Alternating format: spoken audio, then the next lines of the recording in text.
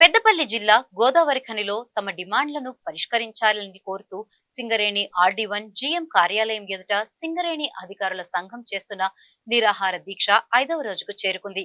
ఈ నిరాహార దీక్షలో 5వ రోజు మహిళా అధికారులు దీక్షలో పాల్గొని తమ నిరసనను తెలిపారు. దీక్షకు పలు రాజకీయ పార్టీ నేతలు, కార్మిక సంఘాల నేతలు హాజరై సంఘీభావం తెలిపారు. ఈ సందర్భంగా వారు మాట్లాడుతూ సింగరేణి అధికారుల న్యాయమైన డిమాండ్లను పరిష్కరించే వరకు తమ పూర్తి మద్దతు ఉంటుందని తెలిపారు. సింగరేణి అధికారుల సంఘం నాయకులు మాట్లాడుతూ అనేక సంవత్సరాలుగా పెండింగ్ లో ఉన్న జీతాల అప్గ్రేడేషన్, జీతంలో భాగమైన PRCని అమలు చేయాలని, సింగరేణికి రావాల్సిన బకాయిలు విడుదల చేయాలని డిమాండ్ చేశారు.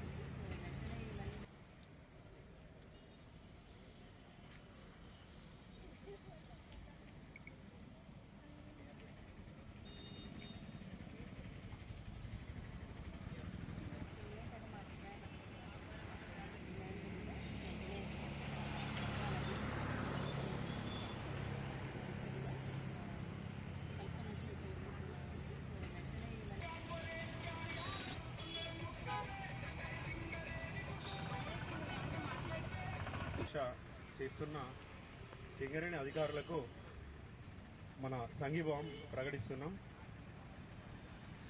ఎప్పుడు చరిత్రలో లేని విధంగా అధికారులు బయటకు వచ్చి పోరాడడం అనేది కొంచెం ఇబ్బందికరంగా ఉన్నా కూడా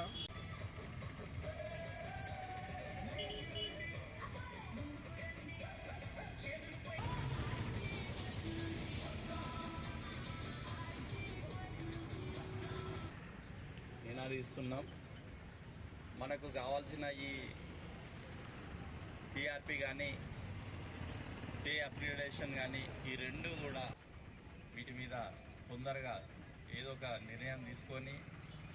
నమస్తే అండి, నా పేరు Peraballa Srinivas, area vice president CMY. మాకు గత 4 సంవత్సరాలుగా ఆర్థికంగా నష్టపోతున్నాము. అయినా కూడా మేము శాంతియుతంగానే గవర్నమెంట్ కానీ మా ఉన్నతాధికారులు కానీ వినతి పత్రాలతోనే ఇప్పటివరకు సమర్పించుకుంటూ వెళ్ళినాము.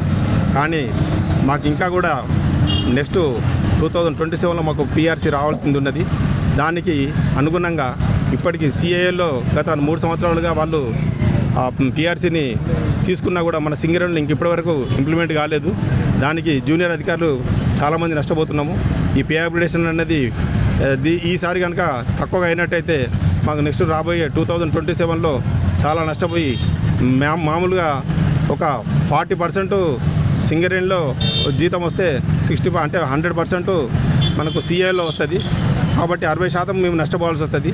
కాబట్టి ఈ నష్టాన్ని మేము ఆర్థికంగా నష్టపోతాం. ఎవరైనా ఉద్యోగం చేయాలంటే కూడా ఆర్థికంగా బలపడాలనే ఉద్దేశంతో చేస్తాం. కానీ ఇంత ఆర్థిక నష్టంతో ఉద్యోగం చేయడం ఇబ్బందికరమే. కాబట్టి ఈ మాకు పే అప్గ్రేడేషన్ను వెంటనే అమలు చేయాలని మేము కోరుతున్నాము. మరియు మాకు గత 3 సంవత్సరాలుగా PRP కొత్తగా ప్రభుత్వం ఏర్పడిన దగ్గర నుంచి రాలేదు. ఎందుకు అంటే కొత్తగా ప్రభుత్వం వచ్చింది, మాకు CEO కూడా కొత్తగా మారినని మాకు అనగానే మేము కూడా కొంత తాత్సారం చేశాము.